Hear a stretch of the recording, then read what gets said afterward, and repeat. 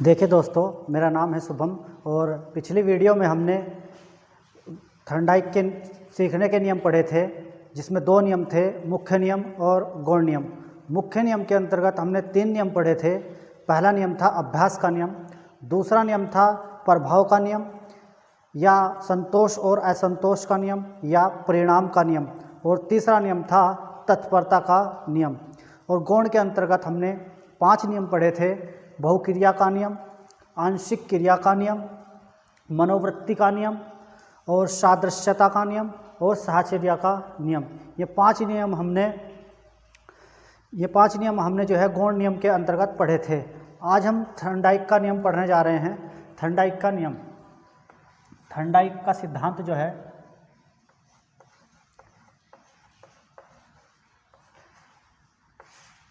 Thorndike का सिद्धांत आज हम पढ़ेंगे।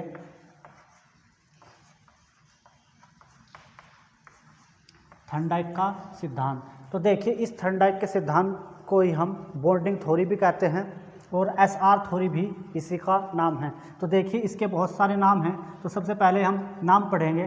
तो सबसे पहला इसका नाम जो है अनुक्रिया और उद्दीपक का नियम। अनुक्रिया उद्दीपक का नियम, उद्दीपक, अनुक्रिया और उद्दीपक का नियम। अनुक्रिया क्या होता है? अनुक्रिया होता है आर और यानी रेस्पॉन्स, और ये होता है स्टिमुलस यानी एस। इसको आर एस थ्योरी भी हम कहते हैं। इसी नियम को थर्नडाइक की आर एस थ्योरी भी कहते हैं और इसी को हम जो है बॉन्डिंग थ्योरी भी कहते हैं, यानी संबंधवाद का सिद्धांत। दूसरा इसका नाम जो है वो है संबंधवाद का सिद्धांत। संबंधवाद का सिद्धांत, संबंधवाद सिद्धांत भी हम इसी सिद्धांत को कहते हैं। और इसका दूसरा नाम है प्रयत्न और भूल का सिद्धांत। प्रयत्न और भूल का सिद्धांत भी हम इसी को कहते हैं। भूल का सिद्धांत, प्रयत्न और भूल का सिद्धांत। एक इसका और नाम है प्रयास और त्रुटि।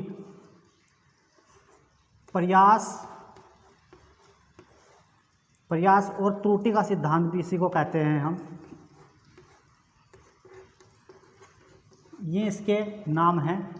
और संयोजनवादी सिद्धांत भी कहते हैं हम एक इसको, संयोजनवादी सिद्धांत। एक बार क्वेश्चन यही आया था पेपर में कि संयोजनवादी सिद्धांत किसने दिया था, तो आंसर सीधा था थर्नडाइक। तो संयोजनवादी सिद्धांत भी हम इसी को कहते हैं।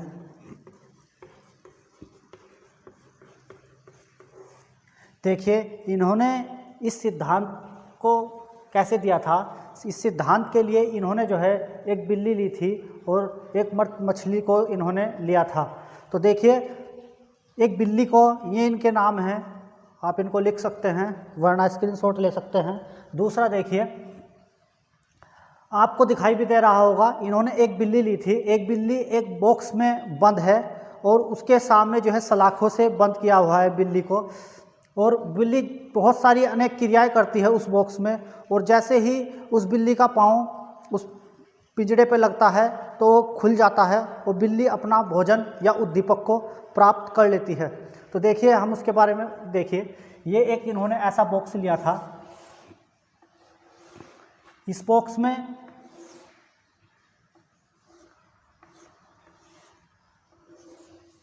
ये ऐसा कुछ बॉक्स था इनका यहाँ पे, और यहाँ पे बिल्ली थी, ये सलाखें थी और यहाँ पे ये भोजन था। इस भोजन में क्या था? मर्त मछली।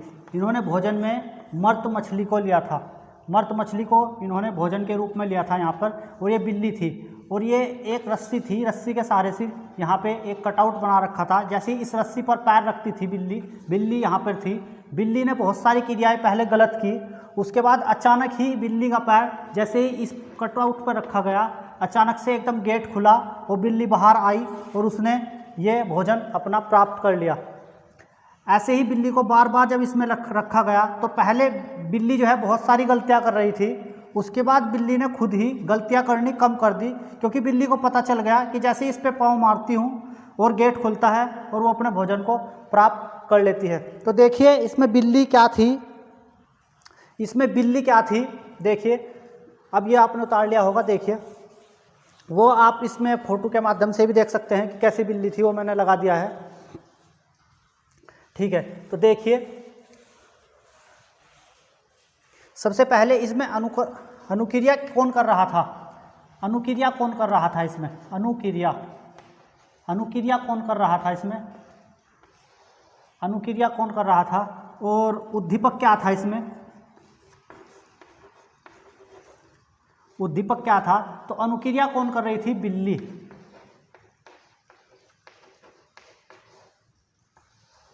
और उद्दीपक क्या थी, मर्त मछली। यानी उसका जो लक्ष्य था बिल्ली का, क्या पाना था, भोजन को।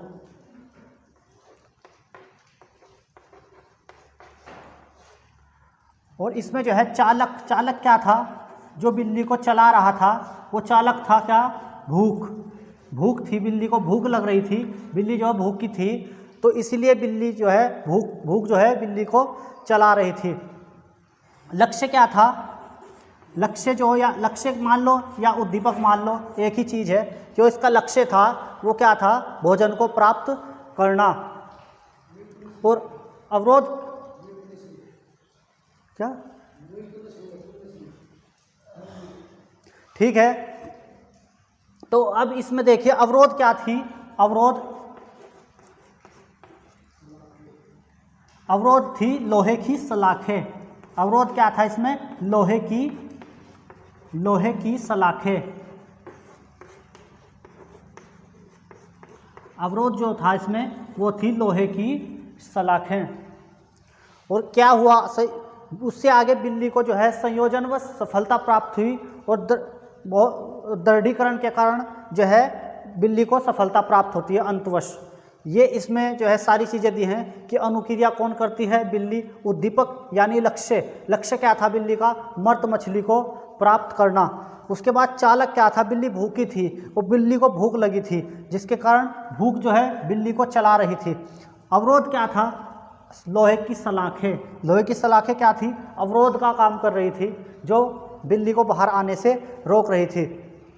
इसके निष्कर्ष क्या निकलते हैं, अब हम इसके निष्कर्ष पढ़ते हैं। देखिए कि इसके निष्कर्ष क्या निकले, देखिए अब हम इसके निष्कर्ष पढ़ते हैं।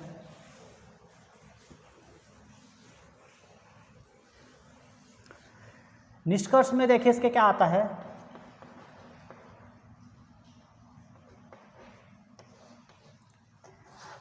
देखिए निष्कर्ष में आता है इसका कि अधिगम में प्रयास एवं भूल समाहित होती है। बार बार प्रयास करते हैं और भूल जाते हैं, यानी अधिगम में हम बार बार किसी कार्य को करते हैं और फिर उसको भूल जाते हैं। तो अधिगम में पहला ही है इसका, अधिगम में प्रयास और भूल समाहित होती है। प्रयास और भूल समाहित होती है। अधिगम में प्रयास और भूल समाहित होती है। देखिए दूसरा पॉइंट आता है, अधिगम अनुबंधन का परिणाम है। अधिगम अनुबंधन का परिणाम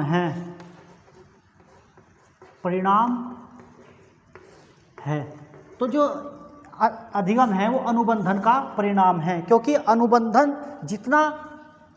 अनुबंधन जो है जितना अच्छा बनेगा, अधिगम उतना ही अधिक होगा। जब हम अनुक्रिया यानी R और S के बीच जो बंधन बनता है वो अनुबंधन होता है, और ये बंधन जितना अच्छा बनेगा, अधिगम उतना ही अच्छा होगा। अधिगम उतना ही क्या होगा, अच्छा होगा। तो यही बात कही है कि इसमें अधिगम अनुबंधन का परिणाम है। अनुबंधन जितना अच्छा होगा, अधिगम उतना ही अच्छा प्राप्त होगा। अगला देखिए, अगला है अधिगम प्रत्यक्ष होता है। देखिए अगला पॉइंट है आपका अधिगम, नंबर 3, अधिगम प्रत्यक्ष होता है। अधिगम प्रत्यक्ष होता है। ठीक है, इससे अगला पॉइंट आपका आता है अधिगम में समय उत्तरोत्तर होता है। अधिगम में समय जो है समय उत्तरोत्तर होता है। अधिगम में समय उत्तरोत्तर होता है। और इन्होंने बताया था कि अधिगम जो है संज्ञान पर आधारित नहीं होता, क्योंकि ये एक व्यवहारवादी वैज्ञानिक थे। और मैंने आपको बताया था कि ये जो है अमेरिका के मनोवैज्ञानिक थे जिन्होंने पशुओं पर अध्ययन किया, इसलिए इन्हें पशु मनोवैज्ञानिक भी कहा जाता है। प्रथम शैक्षिक मनोवैज्ञानिक भी इन्हीं को कहा जाता है। ठीक है, तो ये जो हैं इसके जो हैं समय जो है इसमें उत्तरोत्तर होता है। ये इसके पॉइंट थे आपके 4। देखिए, अधिगम जो है प्रयास और भूल त्रुटि इसमें जो है समाहित होती है, क्योंकि बच्चा बार बार गलतियां करता है तब जा कर के सीखता है। बार बार प्रयास करता है, बार बार भूलता है, बार बार गलतियां करता है, उसके बाद सीखता है। अधिगम में अनुबंधन जो है, अधिगम अनुबंधन का परिणाम है। ठीक है, तो अधिगम जो है अनुबंधन का परिणाम है। अधिगम प्रत्यक्ष होता है और समय इसमें जो है उत्तरोत्तर होता है।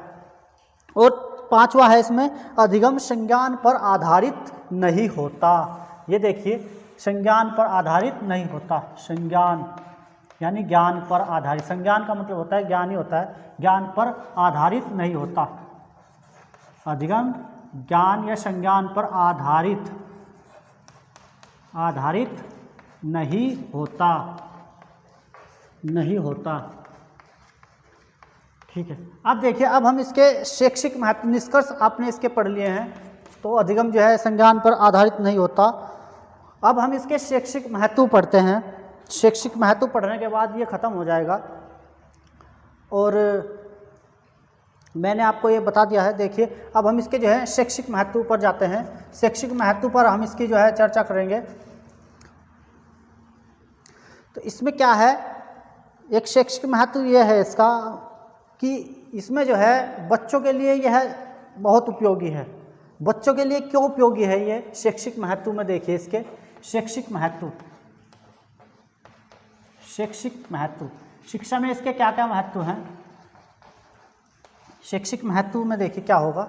शैक्षिक महत्व में होगा ये बच्चों के लिए बहुत उपयोगी है। बच्चों के लिए बहुत उपयोगी है। क्यों है उपयोगी? क्योंकि बच्चा बार बार गलती करता है और बार बार गलती करने के बाद बार बार सीखता है, भूल करता है, फिर प्रयत्न करता है। तो बच्चों के लिए यह जो है सिद्धांत बहुत उपयोगी है। इस सिद्धांत के अनुसार बच्चों को बार बार हमें अभ्यास कराना चाहिए, जिससे बच्चों में जो काम करना है वे उस काम में परिपक्व हो जाएंगे। जब बार बार किसी चीज़ का प्रयास करेंगे तो वे उस चीज़ में परिपक्व हो जाएंगे। तो इस सिद्धांत का जो पहला था कि बच्चों के लिए यह उपयोगी है, बच्चों के लिए उपयोगी है, बच्चों के लिए उपयोगी है।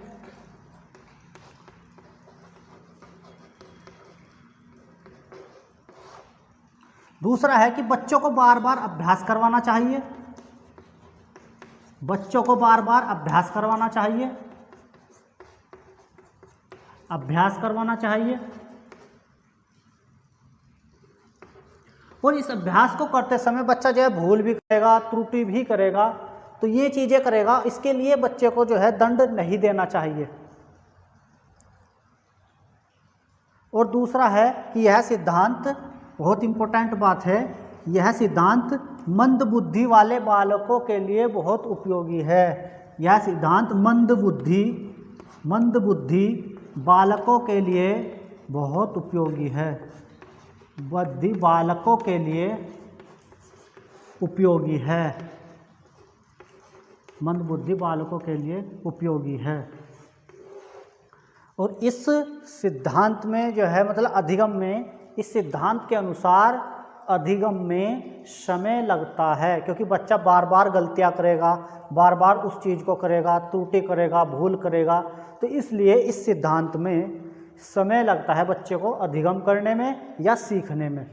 ठीक है, तो ये आज हमने थर्नडाइक का सिद्धांत आपको पढ़ाया। आज के लिए इतना ही। आप इस वीडियो को देखिए और प्लीज़ ये वीडियो को जो है शेयर कीजिए।